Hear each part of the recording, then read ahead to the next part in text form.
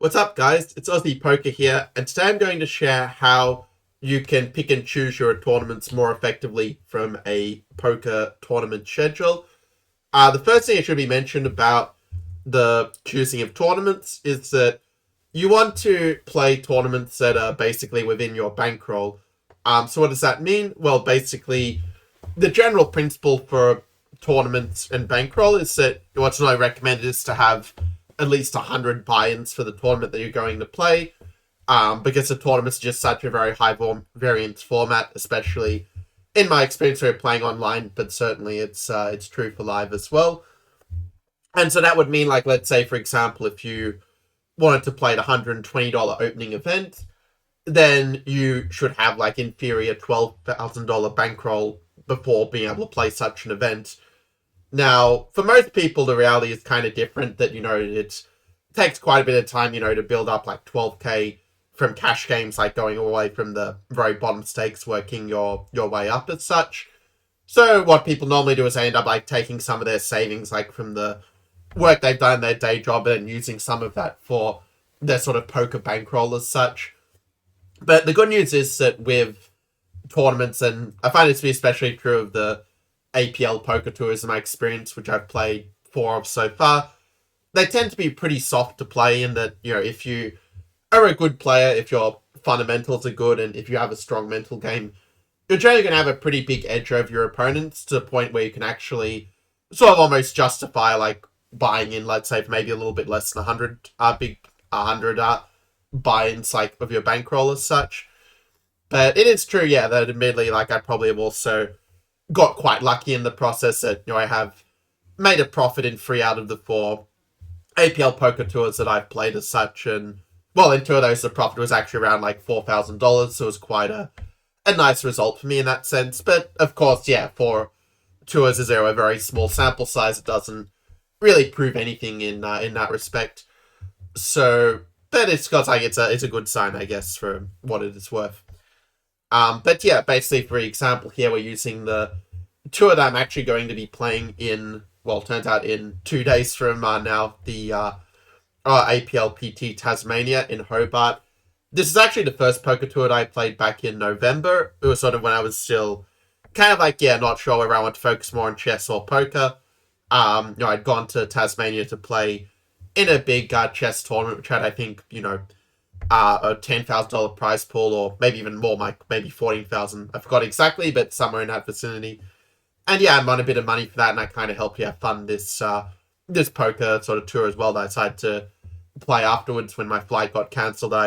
Instead of flying back next time, I said, okay, this is a sign I should play the poker tour. And then you end up like sidelining in the Jackstar, like winning the opening event, making $4,000 in the Jackstar Super High Roller from sidelining in. So yeah, it was sort of what really kind of made me realize, okay, I can actually do poker maybe as a career rather than just as a hobby as such.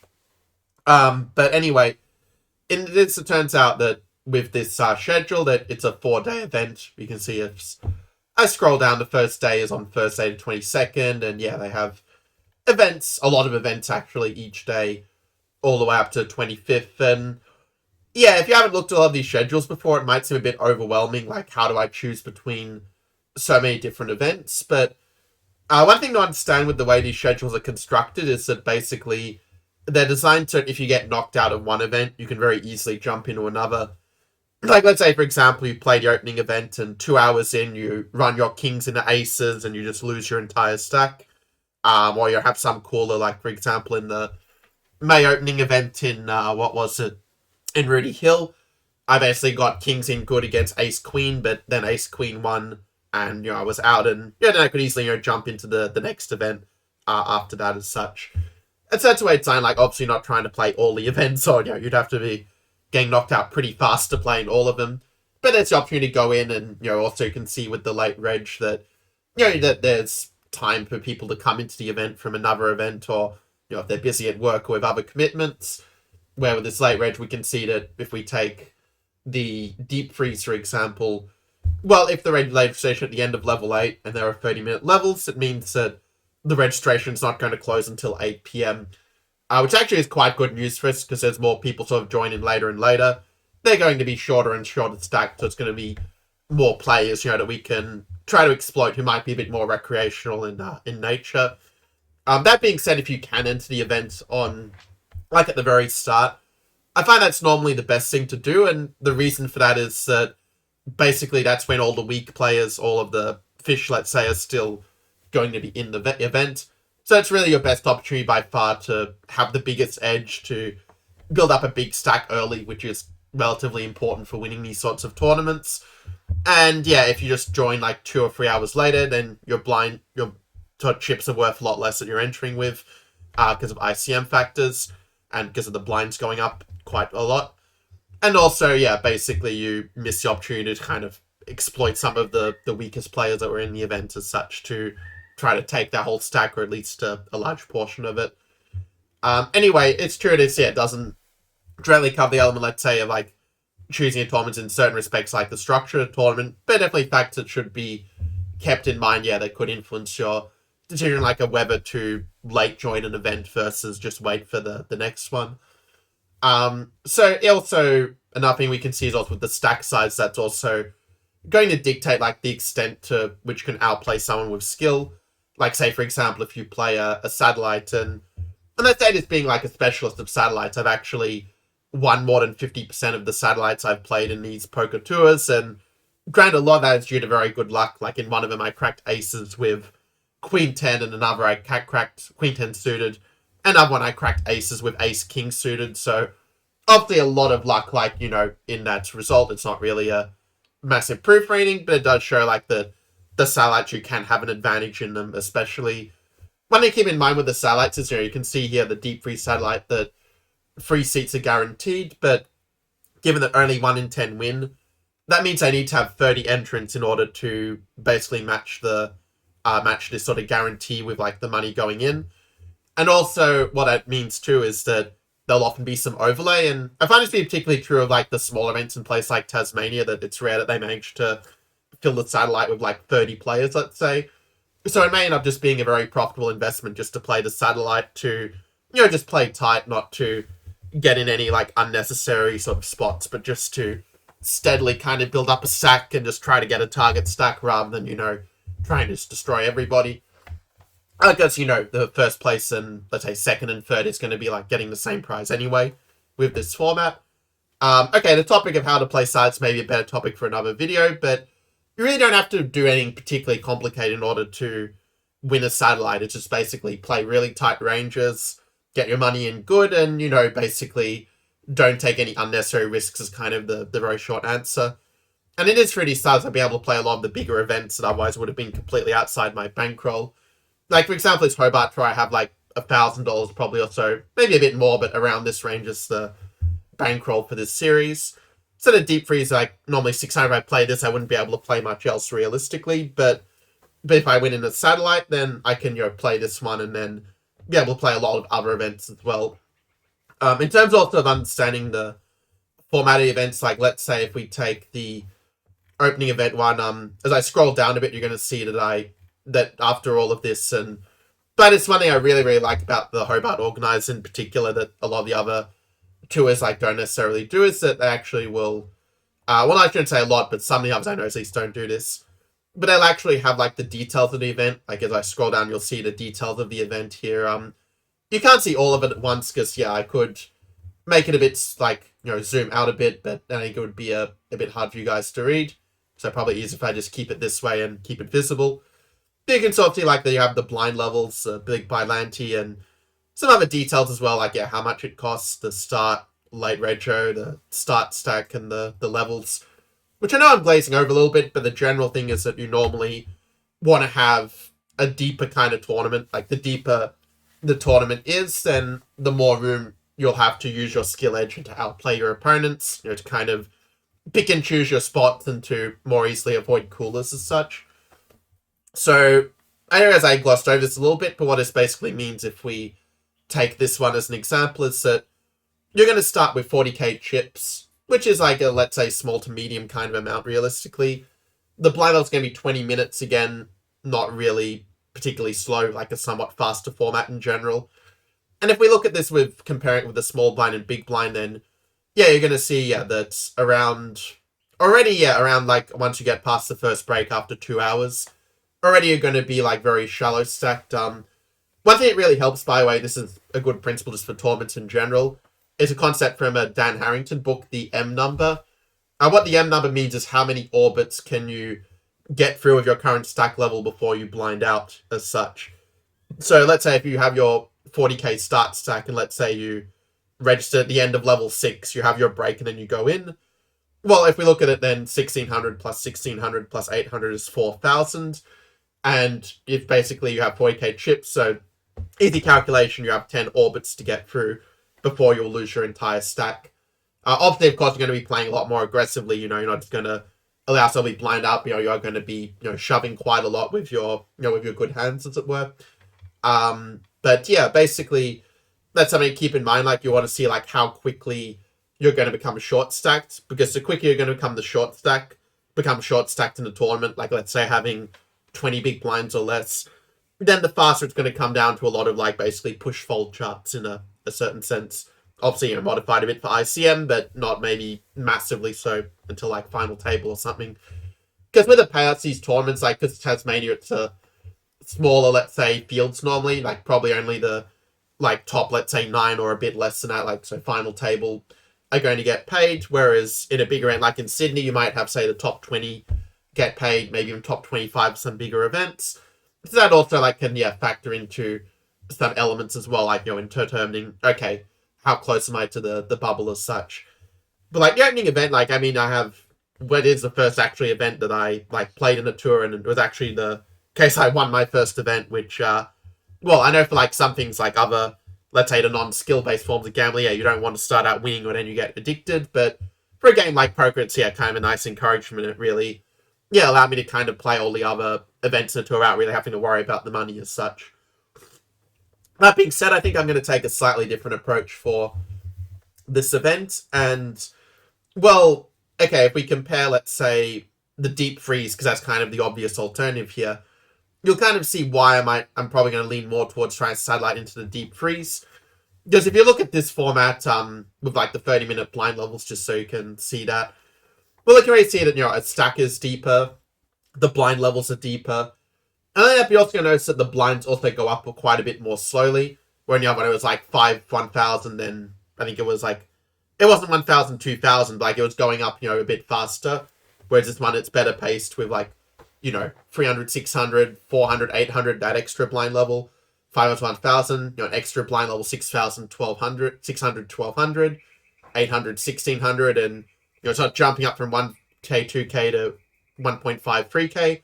It's got that extra level of 1,200 to 400. Just have all that extra scope to be able to outplay your opponents, to pick and choose your spots, and to really just set up some good opportunities for yourself. So it just gives you much more of a skill advantage when you play the deep freeze. Of course, you do need to have the bankroll to be able to play it, unless of course you do manage to satellite in, which, as I said, is going to be my plan. And also another event of mine that's a big favorite. I think this one has the best format of all of the tournaments in this schedule, and it's almost like an unofficial main event. Like, this is called the main event, but the jacks are actually will often have like as much money or close to it as the actual main event will. Like I think the jacks will just smash the 50k guarantee at the main event pretty easily based on my experience, playing the Jackstar, 3 times in the past. 3 times is exactly right. And each time actually I got in via satellite as well, so I wasn't paying like 1,500, but I got in for like 170, which was obviously a really great opportunity. Honestly, if I win a ticket, I might actually end up just selling the ticket just to kind of secure a profit for the tour and not having to worry about finances. And I mean, probably I wouldn't do this normally. I think I'd take the shot, but my family, sort of remind me a little bit about some financial elements, so I might decide to, just kind of take the win on hand. Like if I win the satellite, just to cash it out, like sell a ticket for 1,300 and, just secure the profit is probably what I'm going to do there. But anyway, moving on to, why I really love the Jackstar format. Well, I think it's really the best format to play. If you look at it here, you can see, that you have a bigger starting stack. The blind levels are 40 minutes. The blinds also go up very, very slowly. Now, even you compare to Deep Freeze, which was relatively deep stacked with slower blinds, like here, you've got like this extra blind level of 600, 1,200, 7-14, 8-16. So you can see that it goes up quite a bit more slowly even compared to that event. And when you have the slower structure, that's going to give you the most room to outplay your opponents. So that's a really good tournament. Like, if you do have the bankroll for it, I like 100% recommend that you play this one, because it has the best prize money and the best structure. And I find the players aren't that much better in the super high roller in general compared to the smaller events. You're going to notice like they're not going to be like throwing away their money quite as severely, but still a lot of very recreational plays in this event that you can definitely exploit and just build up a big stack quite early.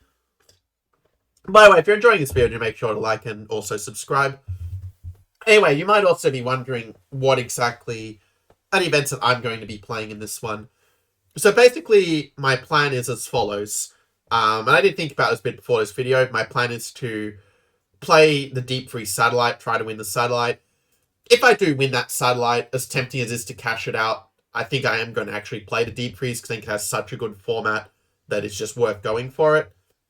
And, if it doesn't work out, I think you regret it a lot less if you take the chance it doesn't work out than if you sort of don't back yourself in a way, is kind of my philosophy with these things. But let's say, most likely I don't win the Deep Freeze Satellite. Actually, with the free seats, there is a decent shot, to be fair, but let's say, maybe I just, run into aces and lose in the Deep Freeze Satellite. Well, then I'll probably play the NHL 6 Max, which is a event that'll probably have like a 1k or so first prize, and with a not so big a field. So I think, a decent chance to outplay them even with a shorter format, where with like the smaller field size, I think will sort of, kind of give a bit more of a like room to show the skill edge, because there'll just be a bit less variance in the smaller, let's say almost sit and go size style tournaments. So I'll probably play the NHL 6 Max Satellite in a Deep Freeze.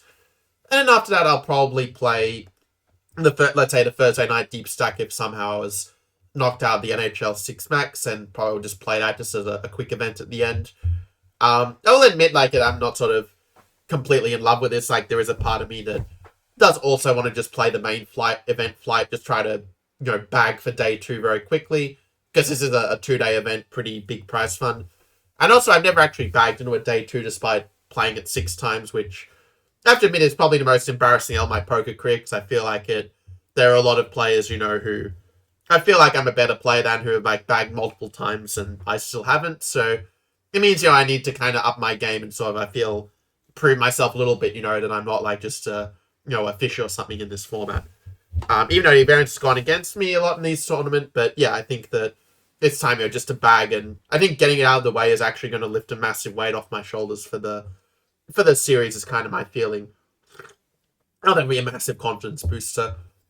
So if I don't let's say Silent Deep Freeze, I may end up actually skipping the NHL 6 Max and just focusing on bagging for Flight 1, like focus a bit more on the long game rather than, thinking too short term about things. But yeah, in any case, like the plan from there would be from the Friday one to play the Jackstar Satellite, where 1 in 10 win.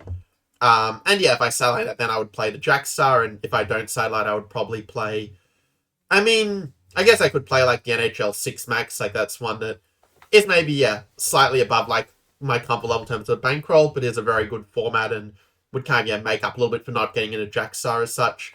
But yeah, I also may end up just like, taking a bit of a break and playing some smaller event like the NHL Terminator or the Friday Freeze Out. After that, if I would have be knocked out of the Terminator. Because I think in these bounty tournaments, like I've sort of played a bit online and people just seem to be really, really crazy in these formats. So that's something I feel like would really, thrive in that arena.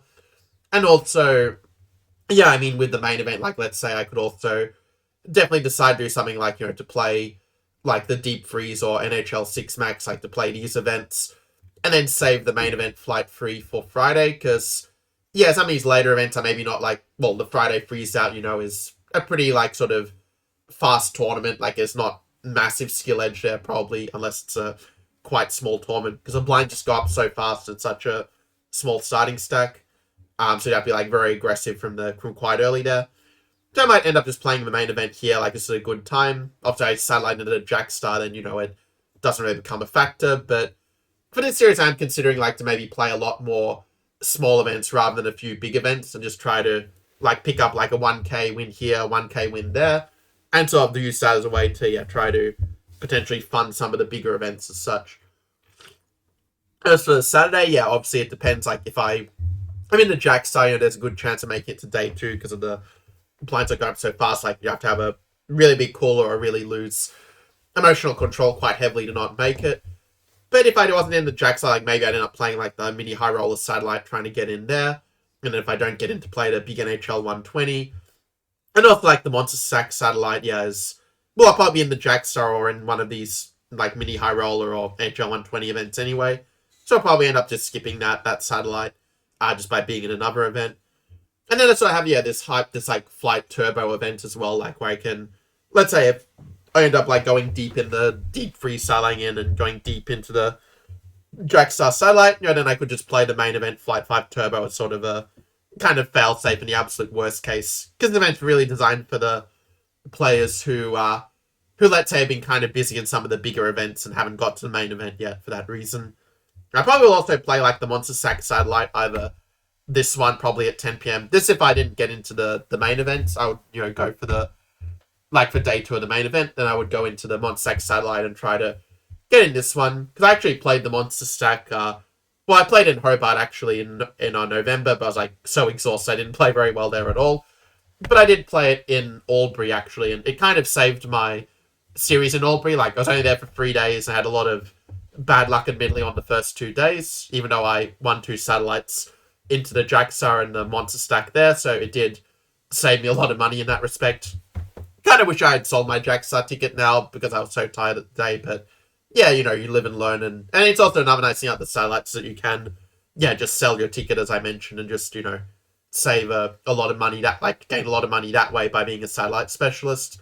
Because there are actually several poker pros here who make a living just by playing a ton of satellites and then selling the tickets as such.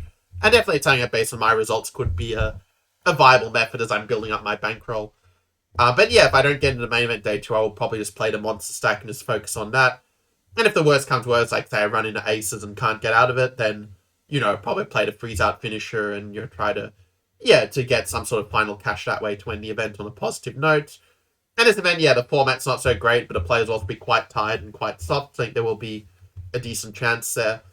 But it's like pretty much the plan, like sort of to summarize it, basically, try to get into the deep freeze if I don't play the NHL 6 max. Maybe play the main event if I, don't get into the deep freeze satellite. Actually, I'll probably end up skipping it for that day, but I may also decide, just to, if I don't get a super side, to play the main event. So it'll be like, one of these 3 events here and probably nothing else really. I may have changed my mind when I'm there, but we'll see how it goes. From there, I probably will play like the Jackstar satellite and try to satellite in, and if I miss that one, then maybe I play the main event Fright Free on that time. And if I do get into Jackstar, it kind of covers day 2 to some extent as well. But if I'm not into Jackstar, I probably would just play like try to satellite into mini high roller, and if I miss there, to play the big NHL 120. And then so having the main Flight 5 Turbo as well. If let's say I was in the deep freeze or in the Jackstar, then I just play that one, try to get in the main event and bag for day 2 that way. And then finally, basically, if I'm in the main event, that's what I would play, and if not, then I would be in the Monster Stack. I'd probably try to satellite in like I did last time. And, with the freeze-out finisher, if the worst comes to worst, and I haven't had a chance to try, like, save the series in that one, let's say. But yeah, I mean, for this tour, like, it's sort of interesting, like, even though I'm probably better prepared for this tour than I am for the previous ones, due to the fact that I have, really been studying quite seriously for the last row of weeks. Like, it's weird, like, I actually was feeling a little bit nervous about it in the last few days, and I think maybe the reason I was feeling kind of nervous about it was because I had been running quite deep in a lot of tournaments lately, but then I would just keep getting screwed. Like, I'd keep getting card dead, or I'd keep getting coolered or bad beaten, and I feel like what happened was, like, I sort of was starting to emotionally take a toll on me. So that's why in the last couple of days I had just to take a break from the study and just to kind of relax and just try to get in a good mental state again for the tournament, because I could feel, especially yesterday, that like I was really not in a good mental state at all, honestly. Even though I did actually, make $500 from a $200 like entry into the from the regional final on Sunday, which kind of padded the bankroll and took a little bit of the pressure away. But yeah, still I'm kind of like this, guess the family reminding me of things, so I may realize, okay, this is one where, I'm really determined to do my best, and I think that's going to be the main challenge for me this tour, is going to be to not, let's say, to pressure my family or to sort of negatively affect my play. But I think when I get there, I'm just like away from the environment. I think I'm just going to, be totally relaxed, just very chilled, and I think I'm going to be able to show my best poker, and the rest we'll see. So yeah, that's all for this this video. Hope that you enjoyed it, and yeah, I'll see you in the next one.